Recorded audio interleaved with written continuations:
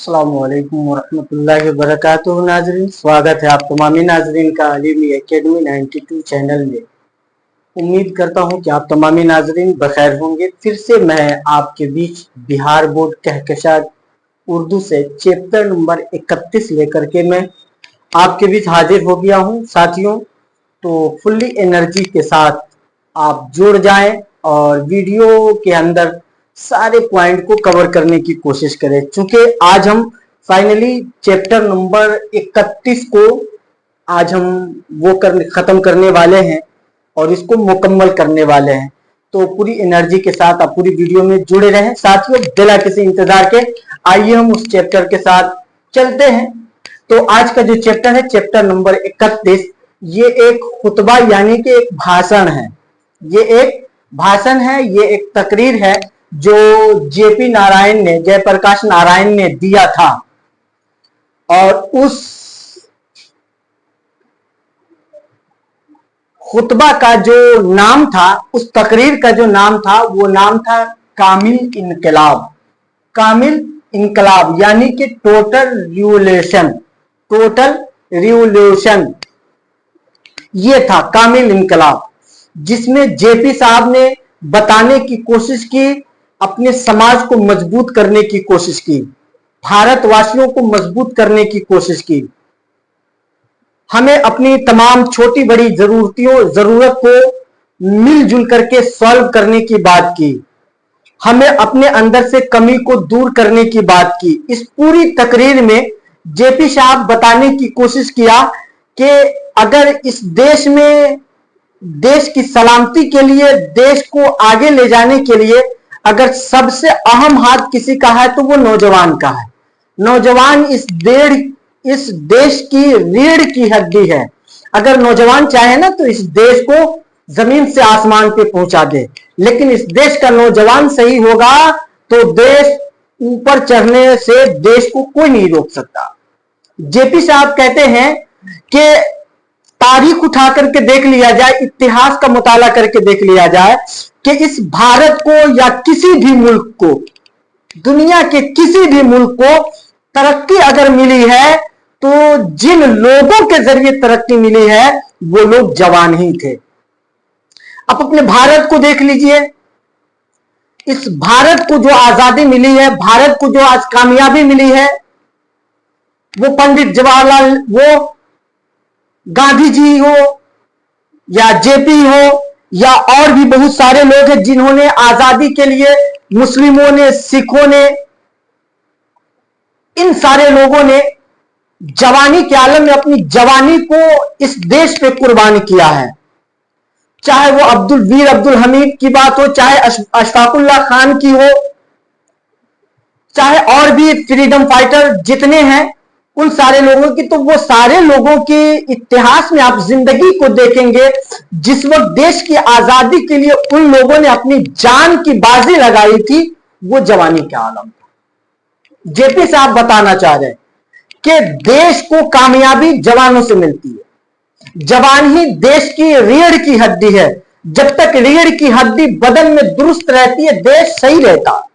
ये जेपी साहब का खुतबा है, भाषण है, जो इंसान के जिंदगी के मुख्तलिफ पहलुओं को, यानी इंसान की जिंदगी गुजारने के जितने सारे गोशे हैं, और उन सारे गोशे में जहां जहां कमी है, चाहे वो रहने सहने के एतबार से हो, चाहे वो खुशी के लम्हात हो, चाहे वो गम के मौसम हो, चाहे जो भी जिंदगी के हालात हो, हर हालात में इंसान को अपनी कमी को दुरुस्त करने की बात कही है। तो जेपी साहब का ये खुतबा हम पढ़ने वाले हैं। उससे पहले हम जेपी नारायण के ताल्लुक से कुछ जानकारी ले लें, ताकि जब हम बिहार बोर्ड का एग्जाम देने बैठे तो हमसे कोई पॉइंट छूटने ना पाए। तो साथियों, एक एक करके हम एक एक पॉइंट को कवर कराते हैं। सुनिए, जेपी जयप्रकाश नारायण इसका पूरा नाम है। अगर हम इनकी जेपी की पैदाइश की बात करें तो 11 नवंबर 1902 को सताबदियार गांव में पैदा हुए। सताबदियार गांव में पैदा हुए। और सताबदियार गांव कहां है? बिहार यूपी के सरहद पे, जहां पे एक सरयू और गंगा, ये दोनों नदी है। इन दोनों नदी के संगम पे ये गांव वाक़ है। ये गांव यहीं यही पैदा हुए। आमतौर से ये पूछा नहीं जाता, लेकिन अगर पूछ ले तो आप देख लीजिएगा। यूपी और बिहार के बॉर्डर पे सरयू गंगा संगम के करीब ये गांव है। इसी गांव में जेपी पैदा हुए। वालिद का नाम हर्षदयाल है, जो पटना कॉलेजिएट स्कूल में दाखिला लिया। जेपी का दाखिला कहां हुआ था? देखिए, इब्तदाई तालीम के लिए जेपी का दाखिला कहां हुआ? पटना कॉलेजिएट स्कूल में इनका दाखिला हुआ, जहां से इन्होंने इब्तदाई तालीम हासिल की। अगर हम बात करें जेपी की शादी की, तो 1920 में जेपी की शादी हुई थी किससे? प्रभावती से। और प्रभावती किसकी बेटी थी? बृज किशोर प्रसाद की बेटी थी। बृज किशोर प्रसाद की बेटी प्रभावती से जेपी की शादी हुई थी 1920 को। अगर हम बात करें जेपी की और आगे की पॉइंट की, तो देखिए, तहरीके आजादी की वजह से पटना कॉलेज छोड़े ही है। जेपी साहब तहरीके आजादी की वजह से पटना कॉलेज को छोड़ दिया और बिहार विद्यापथ से इंटरमीडिएट साइंस से किया। साइंस से बिहार विद्यापथ इंटरमीडिएट साइंस सब्जेक्ट से किया। उसके बाद प्रोफेसर फूलदेव सहाय वर्मा से आला तालीम हासिल करने के लिए कहां चले गए? बनारस चले गए। और आगे देखें, 15 मई 1922 को आला तालीम के लिए जेपी कहां गए? अमेरिका। अमेरिका में कहां कहां तालीम हासिल की? कैलिफोर्निया, शिकागो और रूस के तालीमी इदारे से ये इस्तेफादा करते रहे, यानी तालीम हासिल करते रहे। अब आइए जेपी साहब की एक और तारीख। जेपी साहब ने ओहायो यूनिवर्सिटी से समाजियात में एमए किया। ओहायो यूनिवर्सिटी से समाजियात में एमए किए। सितंबर 1929 में हिंदुस्तान वापस लौट आए और पहली मर्तबा ये गिरफ्तार हुए थे। आंदोलन में दिया गया है आपके बिहार बोर्ड में कि पहली मर्तबा इनकी गिरफ्तारी हुई थी 1930 को। और किस लिए गिरफ्तारी हुई थी? तो कह रहा 1930 में जेपी जयप्रकाश नारायण गिरफ्तार हुए और नासिक जेल में 1933 तक रहे।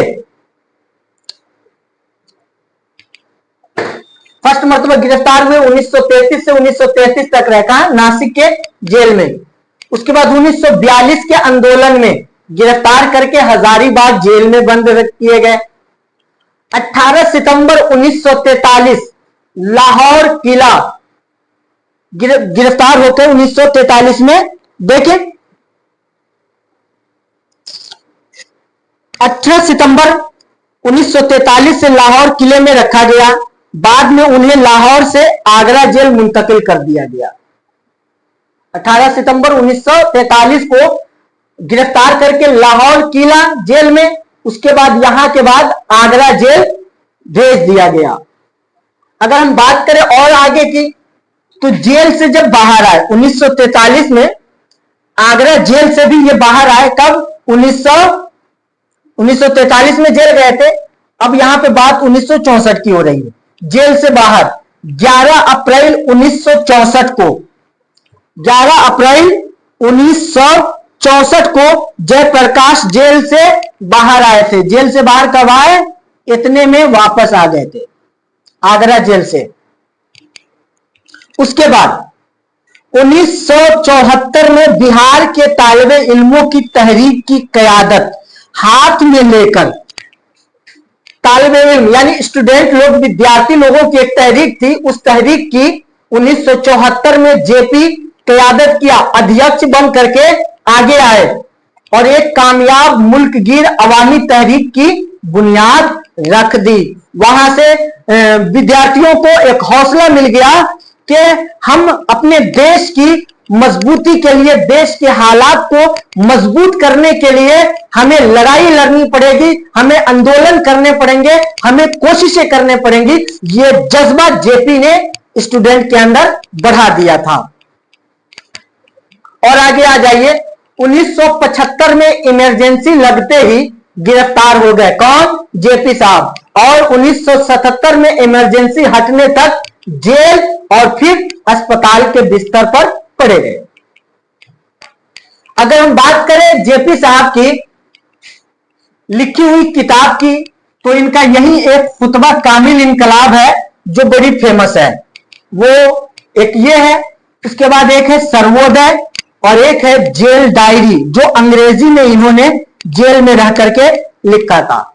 अगर हम जेपी की इंतकाल की बात करें, मौत की बात करें, तो इसकी जो मौत हुई थी वो 18 अक्टूबर 1979 यानी कि 1979 में इसका इंतकाल हो गया है। ये मर गया बेचारा। और इन्होंने खुतबा दिया था, भाषण दिया था। वो भाषण का मौजू क्या था, टॉपिक क्या था? कामिल इनकलाब।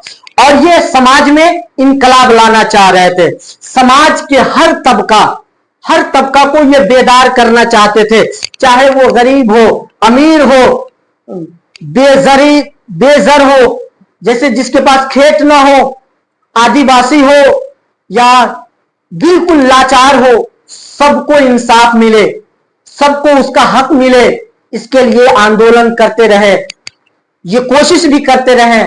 और इन्होंने खुतबे के अंदर कहा कि आज जवानों में इंसान, जैसे कि इन्होंने अपनी तकरीर में कहा था, चूंकि ये तकरीर जो भाषण दिया था वो तमाम लोगों के लिए था, तो हर एक को टारगेट कर करके लोगों की कमियां बता रहा था।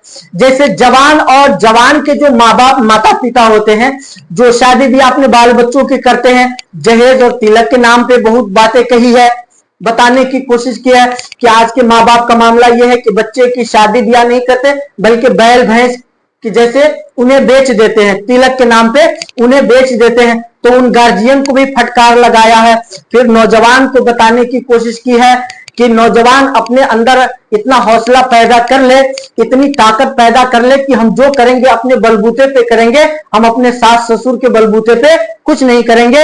हर नौजवान के अंदर ये क्षमता होनी चाहिए, ये एबिलिटी होनी चाहिए कि जब उससे कहा जाए कि जहेज के नाम पे तुझे ये दिया जाएगा, तो नौजवान कह सके मुझे ये नहीं चाहिए, मैं जो भी कुछ करूंगा अपने बलबूते पे करूंगा। तो समाज के हर तबका के हवाले से जेपी इस तकरीर के बीच में सुधार लाने की बात की है। सीधा मतलब यह है कि जेपी ये चाह रहे थे कि समाज में क्या आ जाए, सुधार आ जाए। जैसे कि मैं इस पूरे खुतबा का खुलासा आपको पढ़ करके सुनाता हूं।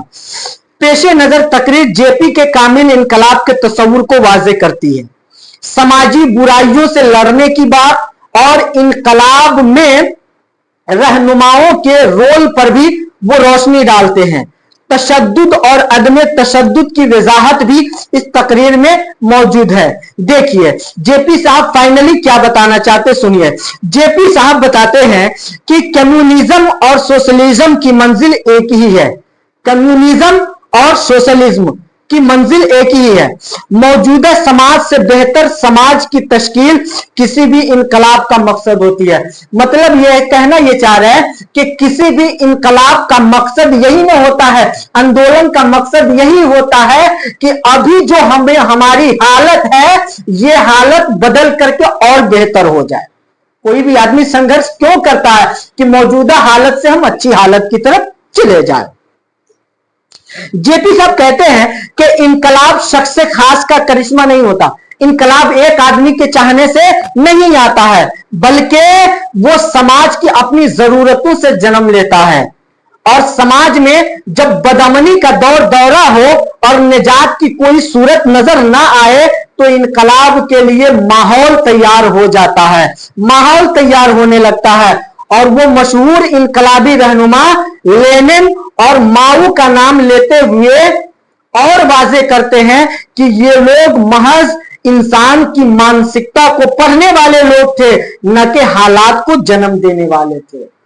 लोगों की भावनाओं को देख करके उनकी जरूरतें क्या है, वो उस जरूरत को पूरा करने वाले लोग थे। कौन? लेनिन और माओ। न कि वो हालात को जन्म देते, सिचुएशन पैदा करने वाले नहीं, बल्कि उस पैदा होने वाले सिचुएशन को खत्म करने वाले लोग थे। और ये सिचुएशन, ये हालात खत्म कैसे होंगे, तो वो नौजवानों को उनकी हालत से बदल करके लाकर उनको इमोशनल और सेंटिफुल बना करके, सेंटिमेंट से भर करके उन्हें इस बात पे इमोशनल कर दे कि वो उन हालात से लड़ करके उस हालात को सुधारने की कोशिश करें। जेपी के सोशलिस्ट उसूलों में यह बात भी शामिल है कि बगैर स्टेट की हुकूमत कायम हो और हर किसी को अपनी सलाहियत के मुताबिक काम मिले और हर किसी को अपनी जरूरत के मुताबिक दाम मिले। आपने इल्म सियासियात की किताब में स्टेट के अज्जाए तरतीबी के बारे में पढ़ा होगा। उन अज्जा में खुद मुख्तारी का भी जिक्र आता है। मार्क्स ने यह तस्वुर पेश किया था कि जब पूरी दुनिया में इस तरह की इनकलाब आ जाएगा, पूरी दुनिया में एकजुट होकर के इनकलाब आ जाएगा, तो मुख्तलिफ ममालिक की सरहदें नहीं होंगी बल्कि बैनुल अक़वामी हुकूमत होगी और पूरी दुनिया के लोग एक ही मुल्क के बाशिंदे होंगे।